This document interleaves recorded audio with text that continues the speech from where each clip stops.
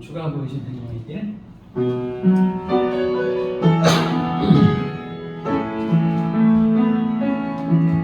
주가 보이신 생명에게 나 주님과 함께 선한 마음을 드리며 주님 앞에 나가리 의로움이 되신 주 그 이름 예수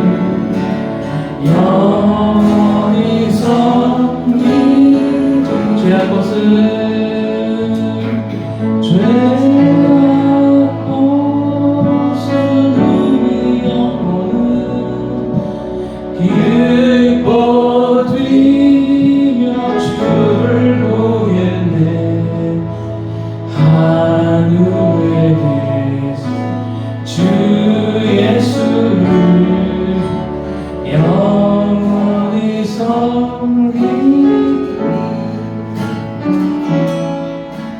주님 큰 영광 받으소서.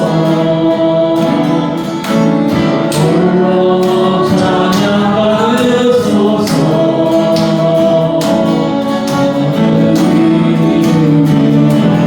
그 영광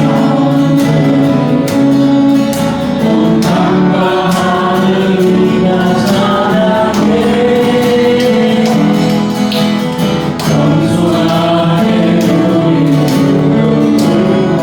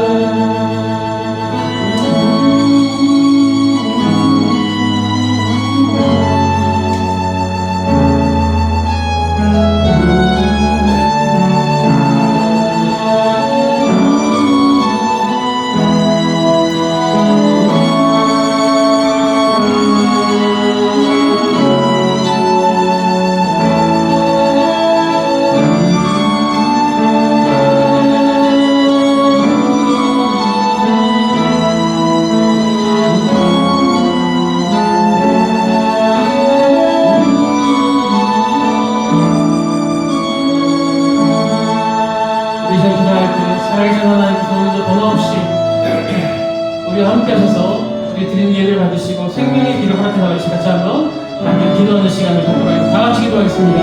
하나님 할렐루야. 하나님 생명의 기름을 받아서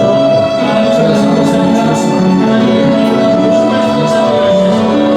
이 은혜 장소를 주시고 존귀하신 우리 하나님 마음과 정함을 예배를 주시는 우리에게 할렐루야. 아버지 하나님 영광과 진리와 영광을 주시라고 하셨습니다. 우리 하나님 아버지 예배를 사랑하는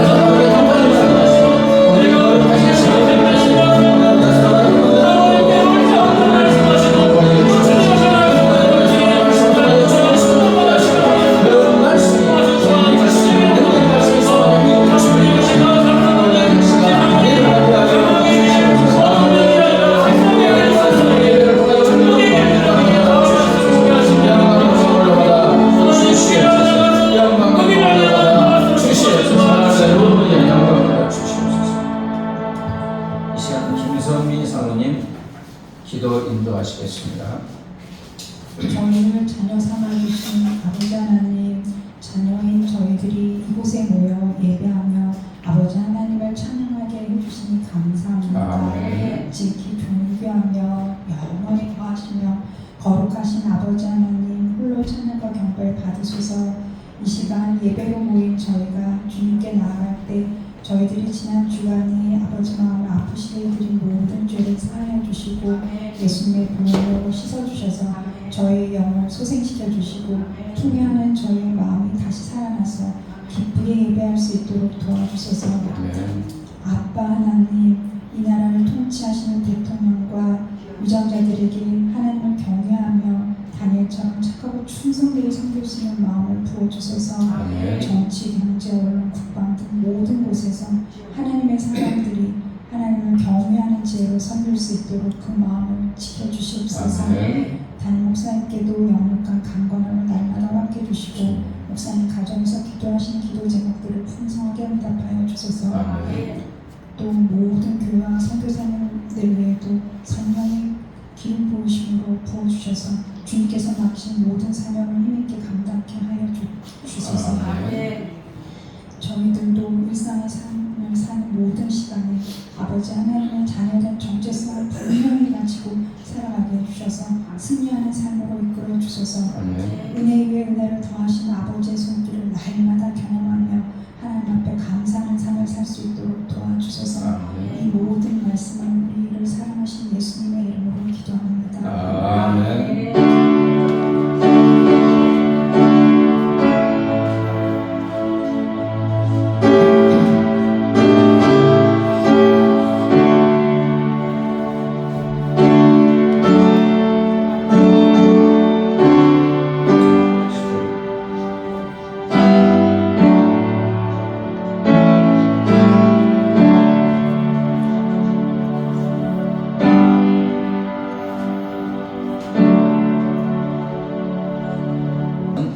요한복음 13장 12절부터 17절입니다.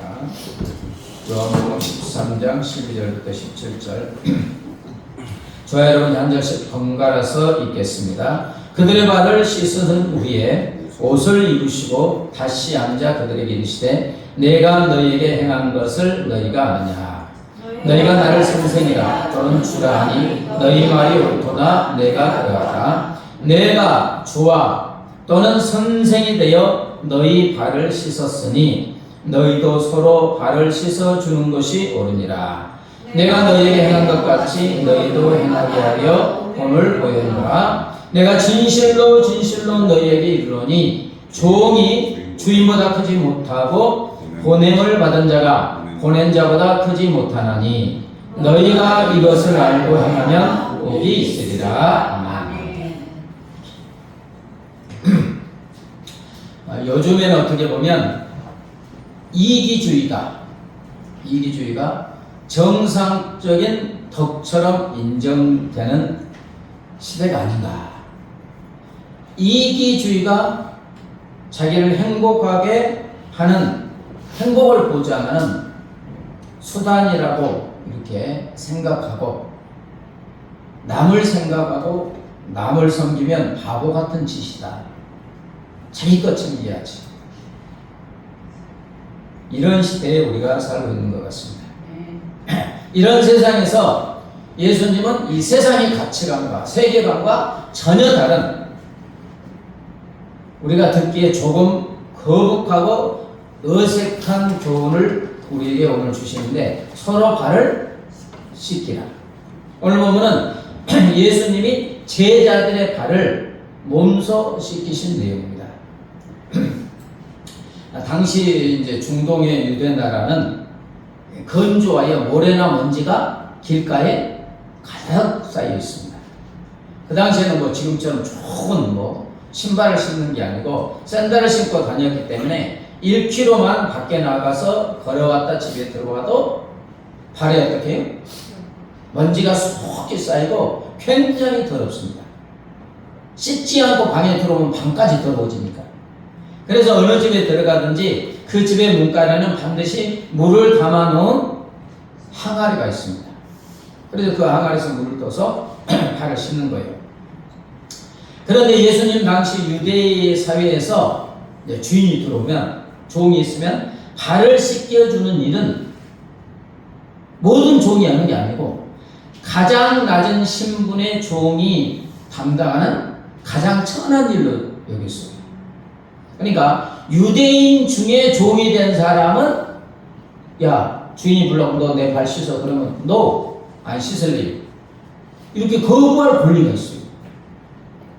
그러나 이방인 노예나 전쟁 포로로 노예가 된 종은 의무적입니다. 그러니까 가장 천한 종이 발을 씻기는 거예요. 그런데 지금 누가 오늘 제자들의 발을 씻긴다고요? 1절부터 읽어보면 누가? 예수님이 제자들의 발을 씻겨준 거예요. 예수님은 지금 제자들의 스승이요, 이제 요한복음 13장 1절부터 읽어보면 스승이요, 제자들이 주님 그러시잖아요. 당신은 나의 주님이다, 주인이다. 그런데 가장 천한 종이 할 일을 제자들의 스승이요, 구원자고 주님이 되시는 제자, 이제 그 예수님이 제자들의 발을 씻겨주시는 거예요.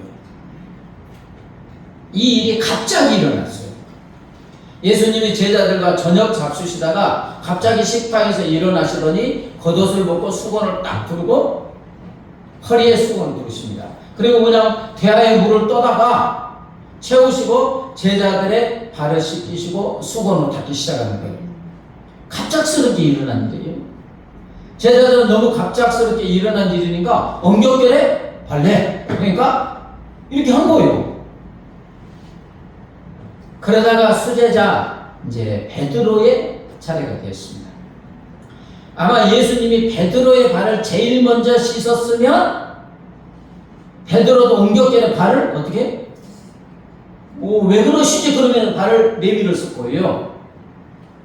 그러나 어떻게 되었는지 예수님이 다른 제자들의 발을 씻기신 다음에 몇 번째 왔는지 모르지만 이제 베드로 차례가 되니까 베드로가 갑자기 정신이 번쩍 드는 거예요. 원래 누가 씻는다고요? 발은? 천한 종이 씻는데 가만히 엉겹결에 제자들 씻겼는데 자기 차례가 되니까 왜 예수님이 내 발을 씻기지? 그래서 정색을 하면서 강하게 거부합니다. 주님께서 어떻게 제 발을 씻습니까? 안 돼요, 안 돼요. 절대로 제 발은 씻지 못합니다. 이제 정신을 차린 거예요. 그러니까 주님이 말씀하십니다. 내가 네 발을 씻지 않으면 너와 나는 아무 상관이 없다. 그러니까 또 다혈질의 베드로가 아이고 그냥 뜨거워가지고 어머 뜨거워라. 그럼 주님 제 발만 씻기지 마시고 제 손도 씻기시고 제 몸도 씻어주세요. 하여튼 다혈질은 다혈질입니다. 그죠? 여러분 그러면 제자들이 스승이자 주님이신 예수님이 제자들의 스승이자 주님이신 예수님이 이렇게 몸소 제자들의 발을 씻어주신 이유는 뭐라고 하냐면, 내가 너희 스승이요 주님으로서 너희 발을 씻었으니 너희도 서로 발을 씻어주는 것이 옳다. 그러다? 옳다. 너희도 그러한 삶을 살라고 내가 지금 몸소 본을 보여준 거다. 아니, 가장 천한 종이 할 일을 스승이여 주님이 씻어주었으니까 똑같은 너희들끼리 발을 씻어주는 것은 당연하다, 당연하지 않다? 당연하다, 옳다. 그러니까 너희도 내가 본을 보이는 것처럼 그렇게 살라. 자, 그런데 이 일을 언제 하셨느냐 보면, 자, 1절 나오죠. 요한복음 13장 1절 같이요. 시작. 6월절 전에 예수께서 자기가 세상을 떠나 아버지께로 돌아가실 때가 이른 줄 아시고 세상에 있는 자기 사람들을 사랑하시되 끝까지 사랑하신다. 6월절 전날 저녁 마지막 식사, 내일이면 어떻게 돼요? 예수님이 잡혀서 십자가의 길을 가시고 십자가에 돌아가시는 거예요. 6월절 전날. 그러니까 예수님이 제자들의 발을 씻겨주면서 너희도 발을 씻어야 된다, 이 행동을 하는 것은 마지막 교훈이에요. 유언적인 행동이라고요. 중요해요, 안 중요해요? 중요하죠.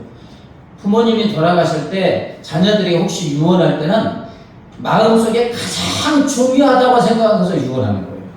그래야 해? 그러니까 예수님이 내일 돌아가시는 거예요. 다른 중요한 일도 많이 있는데 이게 제일 중요하니까 마지막 유언적인 행동을 하신 거예요. 지켜야 돼요, 안 지켜야 돼요? 예수님을 믿으면 예수님의 유언적인 마지막 행동이고 모범이고 명령이니까 당연히 지켜야 되는 거죠. 그런데 여기서 멈추지 않고 그 다음에 이어지는 말씀이 세상에 있는 사람들을 사랑하시되 어떻게? 끝까지 사랑하십니다. 근데 세상에 있는 제자들을 사랑하시되 끝까지 사랑하시는 행동이 뭐예요? 제자들의 발을 씻어주는 거예요. 그러면서 내가 본을 보인 것 같이 너희도 발을 서로 씻어주라. 이게 끝까지 사랑하시는 것이에요. 좀 이해가 됩니까? 아니, 그냥 뭐를 많이 주시면서 끝까지 사랑하는 게 아니고 제자들의 발을 씻어주고 너희도 발을 씻겨주라. 이 교훈이 끝까지 사랑하시는 거예요. 여러분, 예수님이 이렇게 하신 이유와 목적은 무엇이냐? 예수님을 따라 사랑으로 서로 섬기는 것이 복이기 때문인 줄 믿습니다. 예수님처럼 사랑으로 섬기는 사람이 곧 복 있는 사람이고 행복한 사람이라는 거예요. 자, 17절 같이요. 너희가 이것을 알고 행하면 뭐가 있으리라? 복이 있으리라. 너희가 이것을 알고 행하면 복이 있으리라. 이것을 알고 행하다. 이게 뭐예요? 겸손하게 서로 발을 씻어주는 삶을 사는 것이 어떤 삶이다? 행복하다, 복 있는 사람이 된다는 거예요. 요즘 가치관과 완전히 반대됩니다. 내 걸 챙겨야지 내가 행복하지. 이게 요즘 모든 사람들의 가치관인데 예수님은 아니다. 반대로 행복은 그게 아니야. 너희가 행복하고자 하느냐, 복 있는 사람이 되고자 하느냐, 어떻게 해? 섬겨. 여러분, 섬긴다는 것은 무엇을 뜻합니까? 섬김이란 사랑의 마음으로 겸손하게 내가 줄 수 있는 것을 주는 거예요. 아멘? 아멘. 아주 사소한 것이라도 상관없어요. 너무 사소한 것이라도 내가 줄 수 있는 것을 타인이 필요로 하면 주는 거예요.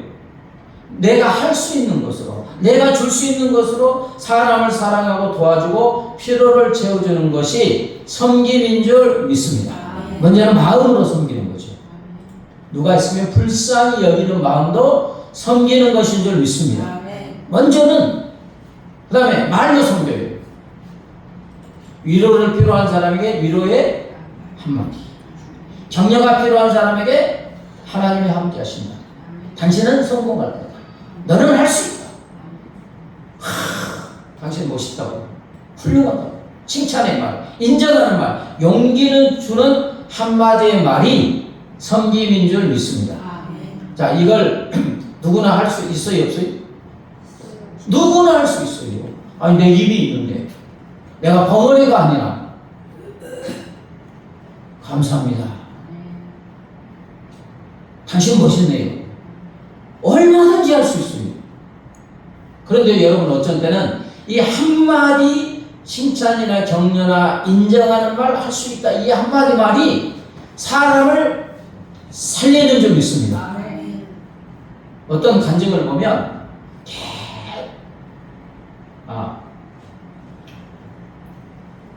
어느 목사님이 이제 설교를 하는데 사모님한테 항상 혼났어요. 한 번도 칭찬을 못 듣고. 그러다가 AI한테 물어봤대요.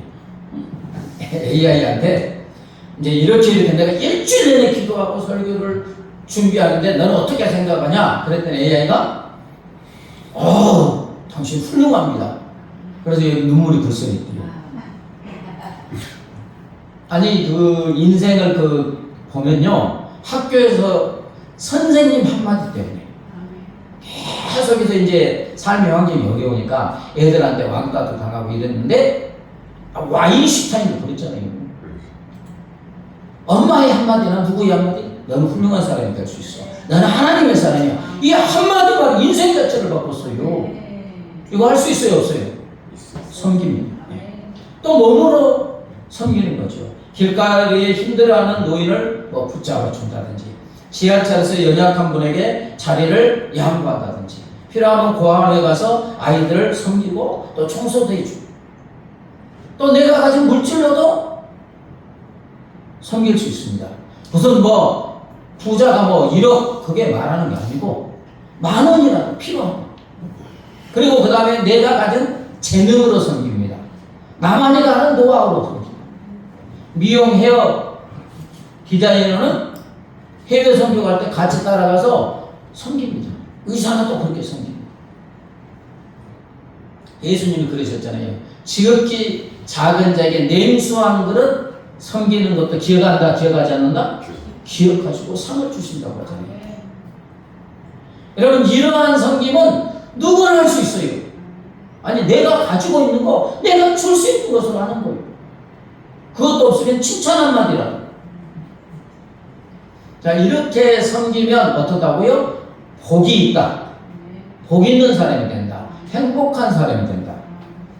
이렇게 섬기는 자는 복 있는 사람이 되고 기쁨과 즐거움이 충만한 사람이 되고 행복한 사람이 된다는 거예요.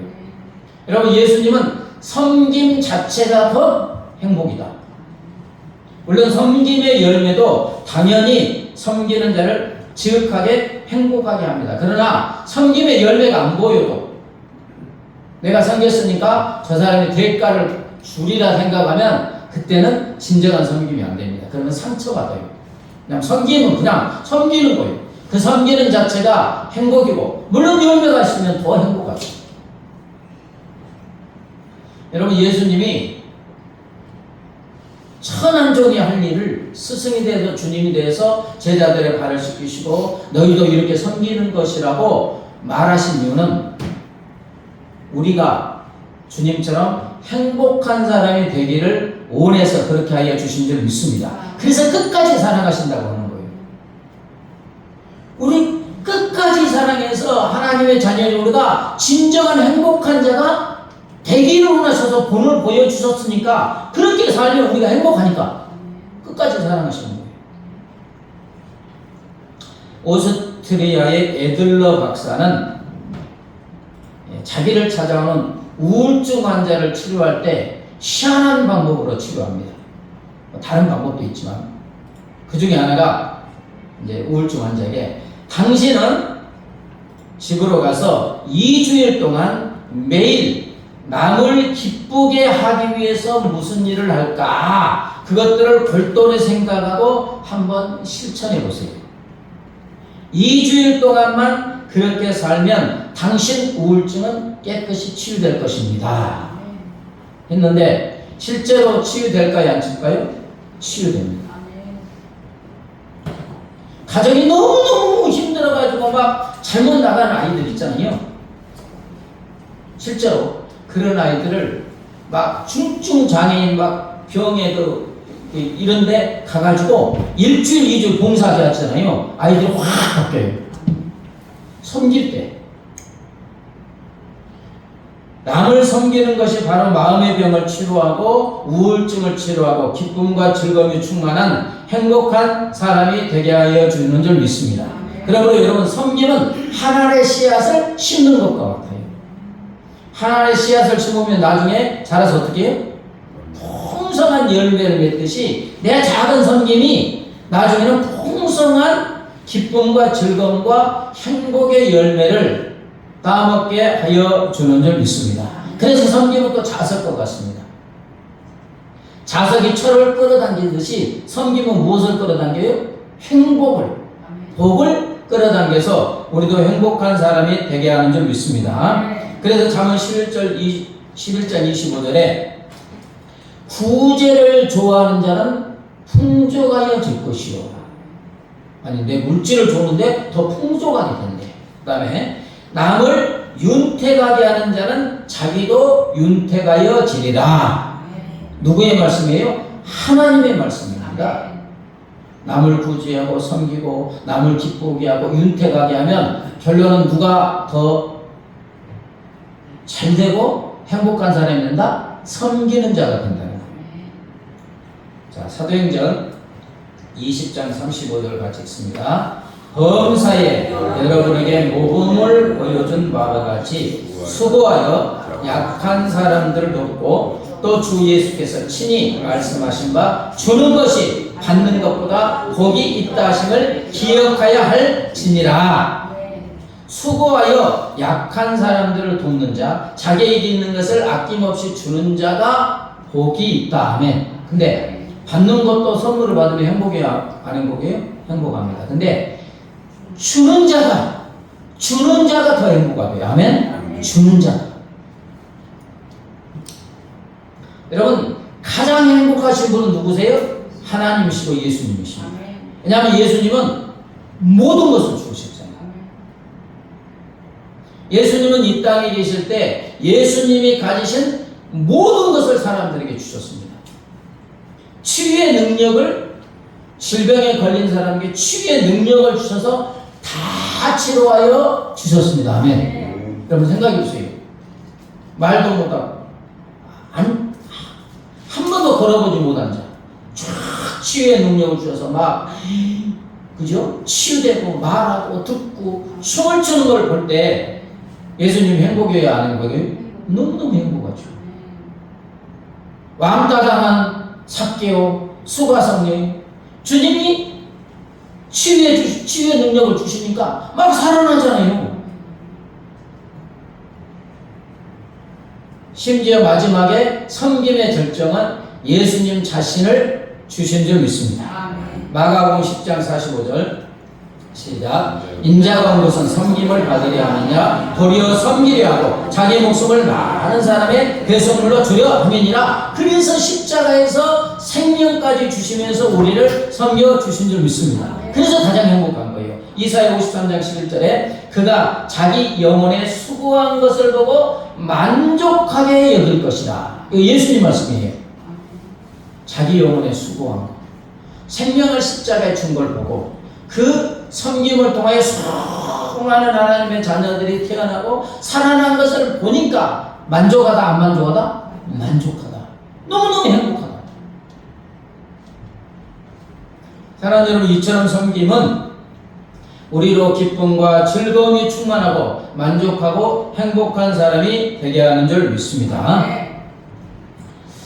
참 이건 또 감동적인 얘기인데 60대 중반에 순정이라는 이름의 한 대학병원 여의사이자 의대 교수 이야기입니다. 60대 중반.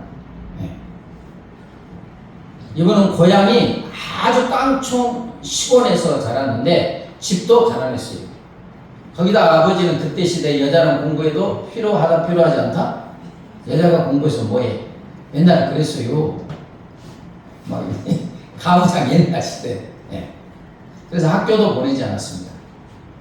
학교 가서 공부하는 친구들이 너무 부러워서 자기도 너무 공부하고 싶었어요. 그래서 몰래 교실 학교 창문 밖에서 선생님이 칠판에 들어있었잖아요. 들여다보면 한글을 익히고 산수를 공부하다가 쫓겨나기도 하고 부모님한테 잡혀서 혼이 나기도 했습니다. 그런데 중학교에 부임하여 오신 유선이라는 이름의 여선생님이 계셨는데 이 여자아이가 야트마가 산기슭에서 쑥을 뜯다 말고 나무를 캐면 쑥을 뜯다 말고 누가 놓고 간 책을 그 읽는 걸 보고 공부를 가르치기 시작했어요. 이 아이는 그때부터 밤마다 몰래 아버지가 막 뭐라 하니까 밤마다 몰래 걸어서 20분 거리에 있는 선생님 댁에 가서 국어, 산수, 도덕, 사회, 자연을 배우기 시작합니다. 학교는 여전히 못 가고 그 다음에 무슨 시험 쳤겠습니까? 검정고시 쳐갖고 중학교, 고등학교 그 선생님이 또 문제집도 사주고 그래서 한 고등학교 2학년쯤 됐을 때 전국 모의고사 있잖아요. 봤는데 2개가 틀린 거예요. 3학년도 어려운 거야. 너 대학 갈 수 있어. 꿈이 이제 의사가 됐어요. 그래서 결국 서울에 있는 의과대학에 합격했습니다. 네. 너무 기뻐서 막 펑펑 울면서 선생님을 잡고 팔짝팔 뛰죠. 얼마나 기쁘겠어요. 근데 아버지는 여전히 대학 가는 걸 반대합니다. 그래서 선생님의 끈질기게 설득하여 이 순정이 이렇게 공부 잘하고 의과대학 했는데 아마 훌륭한 사람이 될 건데 계속 설득하니까 이제 아버지가 허락했고 입학금과 등록금 누가 마련했겠어요? 네, 선생님이 마련해 주셨습니다.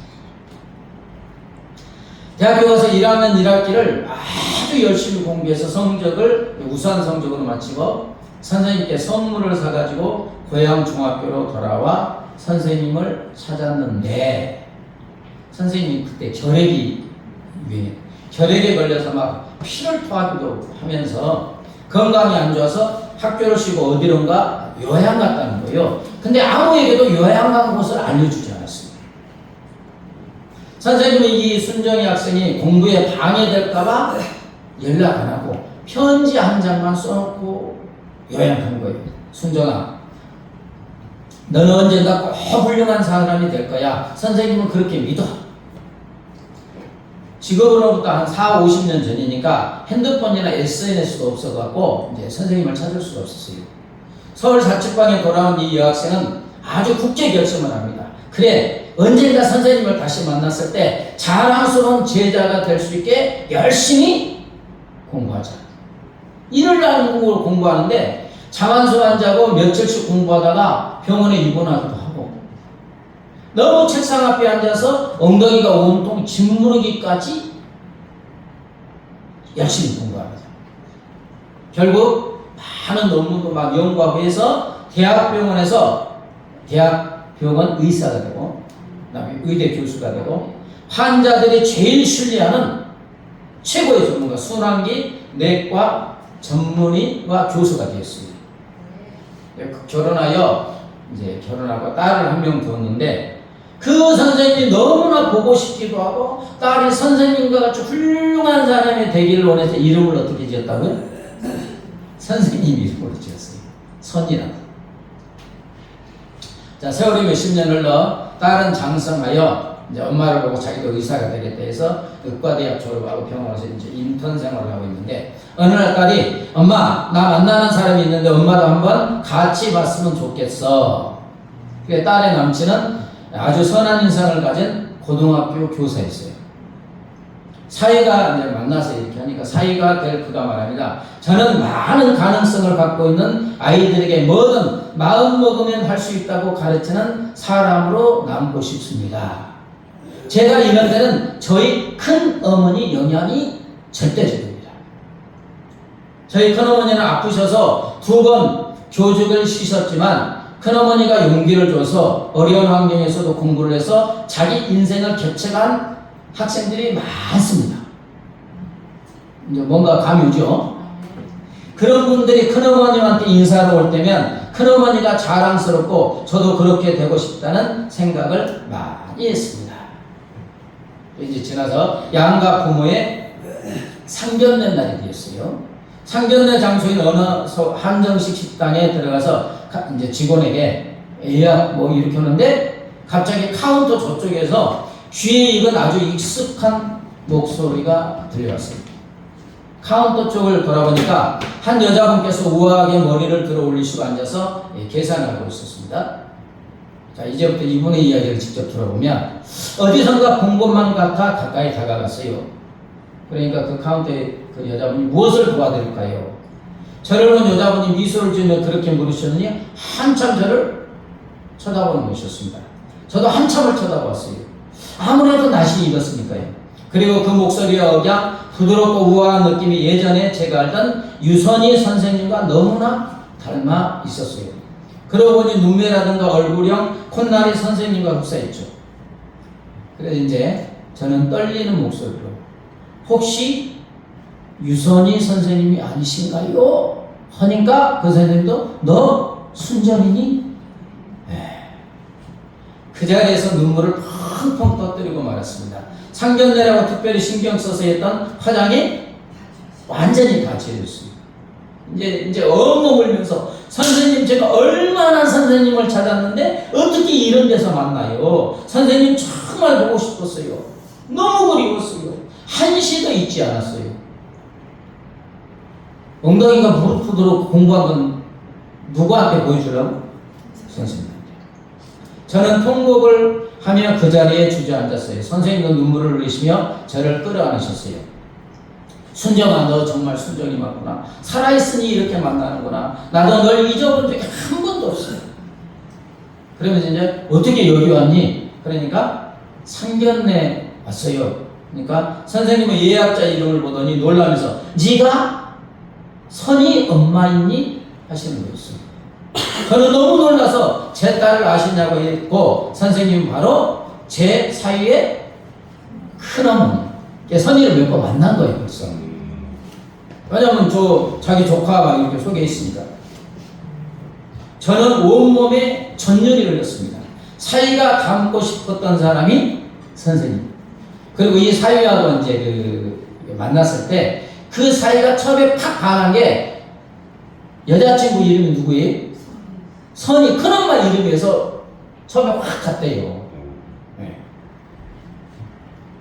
선생님은 처음 요양을 마치시고 다시 교사를 하시며 결혼도 하셨지만 몸이 너무 쇠약해져서 아이를 낳을 수 없었고 결국 교사를 그만뒀고 집에서 지내시다가 가끔 남편이 경영하는 한정식 그 식당에 와서 카운터를 봐주고 있었는데 날마다 나온 게 아니고 그런데 그날 나온 것은 어디 가려고? 상견례 장소. 선생님이 이때도 몸이 굉장히 안 좋으셨는데 저는 대학병원 내 인맥을 총동원해서 선생님이 VIP 병실에 이제 입원할 수 있게 했고 검사 결과 선생님의 피에서 종양이 발견됐고 암이라는 소견이 나왔어요. 제가 주치의가 돼서 이제 모든 논문 다 이거 이제 선생님의 병 뿌리 꼬집 뽑아내야 되겠다 해서 막 외국 논문이 오고 원래도 탁월했지만 이렇게 했어요. 선생님 오시면서 내가 순정이 덕분에 살게 되었구나 고맙구나 하며 제게 고개를 숙이셨어요. 아이들 결혼식 날이 되었습니다. 결혼식이 진행되고 딸과 사이가 우리 부부와 사돈 부부에게 차례대로 인사를 했어요. 그 다음에 저는 일어나서 선생님 앞에 갔죠. 그때 옷을 무슨 옷을 입습니까? 한복 입죠. 그리고 선생님 앞에 쫙 무릎 꿇고 큰 절을 올립니다. 누가 보는 데서? 모든 아이들이 보는 거예요. 그러면서 선생님 시골에서 나물이나 캐고 땔감이나 주워던 저를 오직 책을 좋아한다는 이유로 공부시켜주고 문제집도 사주시고 대학교 첫 등록금까지 마련해 주셨습니다. 그런 선생님이 제 사돈 큰 어른이 되어주셔서 정말 너무 영광입니다.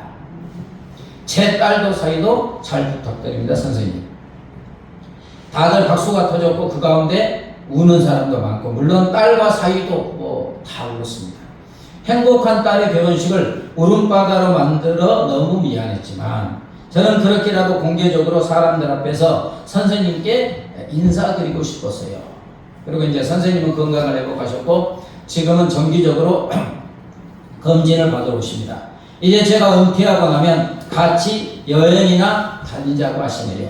저도 그럴 날만을 기다리고 있습니다. 이제라도 선생님의 은혜 보답하며 살고 싶어요. 자, 사랑하는 여러분, 이 선생님 행복합니까? 안 행복합니까? 너무너무 행복하죠. 말로도 할 수 없이 행복하잖아요. 이 순정이만 선생님을 찾아온 게 아니에요. 다른 어려운 학생도 다 그런데 많은 제자들이 선생님 때문에 막 훌륭한 사람이 됐습니다. 그 행복은 다 말로 표현할 수 없습니다. 이 행복을 어디서 살 수 있겠어요? 무엇을 주고 살 수 있겠어요? 그런데 이 선생님의 행복은 어디서 온 것입니까? 섬김에서 온 것인 줄 믿습니다. 섬김에서. 자기의 재능으로 자기가 할 수 있는 것으로 섬겼어요. 뭐 다른 것으로 한 게 아니에요. 선생님의 재능으로 공부하고자 하는 어린 소녀에게 용기를 주고 가르치는 섬김을 하였어요. 그 결과 선생님은 가장 행복한 사람이 됐고 자기만 행복한 것이 아니라 섬김을 받는 제자 교수 행복에 행복하지 않아요? 그 사랑을 받았으니까 얼마나 행복하겠어요. 그리고 관계된 가족, 하객들까지도 감동을 주고 행복한 사람이 되게 한 줄 믿습니다. 사랑하는 여러분, 예수님이 유언적으로 끝까지 사랑하시는 행동으로 제자들의 발을 씻기고 섬김의 본을 보여주고 너희도 그렇게 하라는 이유는 그 섬김이 우리를 가장 행복한 사람이 되게 하여 주시기 때문인 줄 믿습니다. 우리 주님이 말씀을 주시고 무엇을 하라는 것은 의무가 아니에요. 어떻게 하라고? 행복하라고. 아멘? 하나님이 주신 은혜와 복을 받아서 행복하라고. 이 섬김이 즐겁고 기쁨이 충만한 사람이 되고 복이 있는 사람이 되고 가장 행복한 사람이 되게 하여 주시는 줄 믿습니다. 그러므로 여러분 우리가 할 일은 예수님처럼 섬기는 삶을 살아야 되는 줄 믿습니다. 자, 14, 15절 보면 내가 주와 또는 선생이 되어 너희 발을 씻었으니 너희도 서로 발을 씻어주는 것이 옳으니라. 내가 너희에게 행한 것 같이 너희도 행하게 하려 하여 본을 보였노라. 주님은 지극히 작은 자 한 명에게 냉수 한 그릇 대접하는 섬김도 기억하시고 상을 주신다고 했습니다. 여러분 자동차 주차할 때도 잘못 주차해가지고 막 살인사건도 나고 막 그러잖아요. 그래야 이 주차 이게 좀 넓으면 좋은데 잘못하면 옆에 주차를 못해요. 그래서 조금 힘드시더라고. 제대로 주차해서 다른 사람이 빈 공간에 주차하기 쉽도록 하는 것. 섬김이에요, 아니에요? 섬김입니다. 엘리베이터 타실 때 몸이 불편한 이웃들이나 노약자들을 먼저 타시라고. 엘리베이터 안에 있는 분들이 먼저 다 밖으로 나온 다음에 기다렸다가 타는 거예요. 짐을 들고 있는 분들에게 문을 열어주고 이러한 사소한 섬김이 섬김의 시작인 줄 믿습니다. 크게 생각할 게 아니에요. 우리가 삶의 현장에서 내가 가지고 있고 내가 줄 수 있는 거 작은 것부터 실천할 때 우리는 행복한 사람이 되는 줄 믿습니다. 마더 테레사가 이런 말을 했어요. 서로 사랑하십시오. 진정한 사랑은 이것저것 재지 않습니다. 그저 줄 뿐입니다. 이것저것 재지 않고 내가 가지고 있는 거 거저주고 섬기는 것이 진정한 사람이고 그때 우리는 예수님처럼 가장 행복한 사람이 되는 줄 믿습니다. 해가 지는 날이 찾아가시고 말씀을 붙잡고 기도합니다.